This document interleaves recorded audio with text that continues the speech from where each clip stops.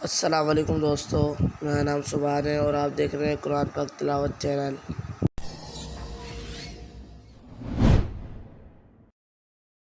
میں آپ سے ایک سمپل سا سوال کرنے والا ہوں، ذرا سوچ سمجھ کر مجھے اس کا جواب دیجیے گا۔ فرض کریں کہ آپ کسی ساحل سمندر پر یعنی بیچ پر موجود ہیں اور یہاں پر آپ کو ریت پر ایک میسج لکھا نظر آتا ہے کہ اس ایریا سے آگے خطرہ ہے، برائے مہربانی آگے مت جانا۔ تو سوال یہ ہے کہ اگر میں آپ سے یہ کہوں کہ یہ میسج پانی کی لہروں نے خود بخود ریت پر لکھ دیا ہے تو کیا آپ یقین کر لیں گے؟ بالکل نہیں کریں گے، کیونکہ یہ صرف ایک میسج نہیں بلکہ انفارمیشن ہے، اور انفارمیشن ہمیشہ انٹیلیجنس سے آتی ہے، اس کے پیچھے ایک مکمل سوچ ہوتی ہے، یہ خود بخود نہیں آ سکتی۔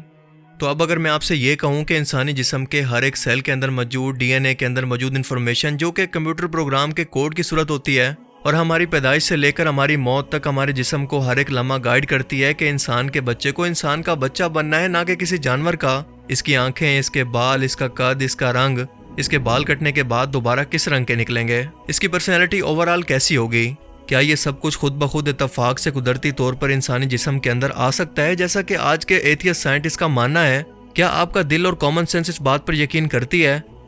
یہ بالکل امپاسبل ہے۔ کمپیوٹر پروگرام 0 اور 1 ڈیجٹ کا مجموعہ ہوتے ہیں جو کہ اس کے ہارڈ ویئر کو بتاتے ہیں کہ کیا کام کرنا ہے۔ بالکل اسی طرح سے انسانی جسم کے ہر ایک سیل کے نیوکلیس کے اندر اسی کمپیوٹر پروگرام کی طرح بہت لمبا اور مشکل ترین کوڈ پروگرامنگ کی صورت میں موجود ہوتا ہے، جو کہ خود سے لکھا ہوا ہم اپنے ماں باپ سے ڈی این اے کوڈ کی صورت کے اندر حاصل کرتے ہیں۔ یہ 3 بلین الفاظ جتنا لمبا کوڈ ہوتا ہے، اور یہ اتنا لمبا کوڈ ہے کہ اگر کسی شخص کے پاس تمام ڈی این اے کی انفارمیشن موجود بھی ہو اور وہ اسے روزانہ 8 گھنٹے مسلسل لکھنے کے لیے بیٹھ جائے تو اسے لکھتے لکھتے اسے تقریباً 60 سال کا ٹائم لگے گا، اور اگر اس کوڈ کو کتابوں کے اندر لکھنا شروع کر دیں تو یہ تقریباً 70 میٹر اونچی کتابیں بنیں گی۔ اگر ایک بلڈنگ کو انسانی جسم سمجھ لیں تو اس کے ہر ایک حصے کے اندر اس کی تمام انفارمیشن موجود ہوگی، مگر ایٹم کے سائز کے برابر میں۔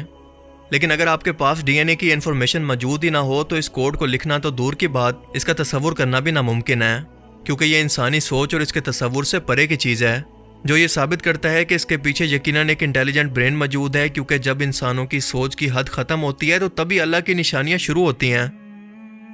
ہمارا انسانی ڈی این اے غلطی کرنے پر خود کو ریپیئر بھی کر سکتا ہے، اور اگر ایک سیل ختم بھی ہو جائے تو اس کی کاپی دوسرے سیل کے اندر تیار ہو جاتی ہے، یعنی یہ انفارمیشن کبھی ختم ہی نہیں ہوتی۔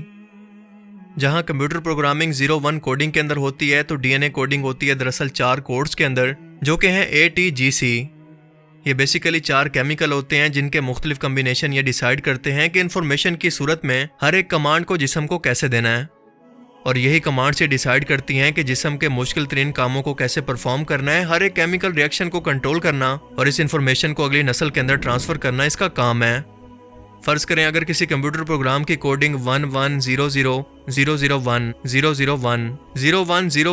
0101 101 کی کوڈنگ میں ہے، تو بالکل اسی طرح سے ڈی این اے کی کوڈنگ دراصل کچھ اس طرح سے ہو سکتی ہے کہ AG AG TG GC TG AC AC and so آن۔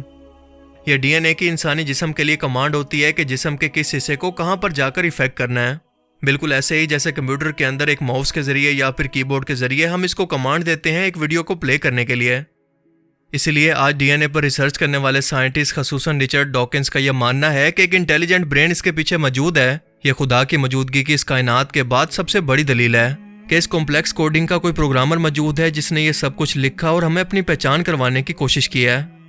اور وہ انٹیلیجنٹ برین یا پروگرامر دراصل کون ہے، اس کا جواب اللہ پاک قرآن کریم کے اندر کچھ اس طرح سے انسان کی پیدائش کا عمل بیان کرتے ہوئے دیتا ہے کہ اللہ نے کس چیز سے تمہیں بنایا، نطفے سے بنایا، پھر اس کا اندازہ مقرر کیا، پھر اس کے لیے راستہ آسان کر دیا۔ اس آیت مبارکہ کے اندر اندازہ مقرر کرنے کے لیے قدرا کا لفظ استعمال ہوا ہے، جس کا انگلش کے اندر مطلب بنتا ہے کہ ترتیب دینا، کسی چیز کو بنانے کی پروگرامنگ کرنا یا کسی چیز کی تیاری کا منصوبہ بنانا۔ کیا یہی ڈی این اے کا اصل کام نہیں ہے؟ تو یہ انفارمیشن آج سے 1400 سال پہلے کون جان سکتا ہے؟ صرف اللہ کی ذات۔ اسی لیے اللہ پاک قرآن کریم کے اندر فرماتا ہے کہ ہم ان قریب تمہیں تمہاری خود کی جان کے اندر ایسی نشانیاں دکھائیں گے کہ تم بے اختیار کہہ اٹھو گے کہ بے شک اللہ حق ہے۔ کیا آج کے جدید دور کے اندر اتنا بڑا ثبوت بھی ابھی بھی غیر مسلموں کو اللہ کے وجود پر یقین دلوانے کے لیے کافی نہیں ہے؟ اگر وہ پھر بھی اس کو نہ مانے تو اس کو کیا کہنا چاہیے؟ ان کا تکبر یا جہالت؟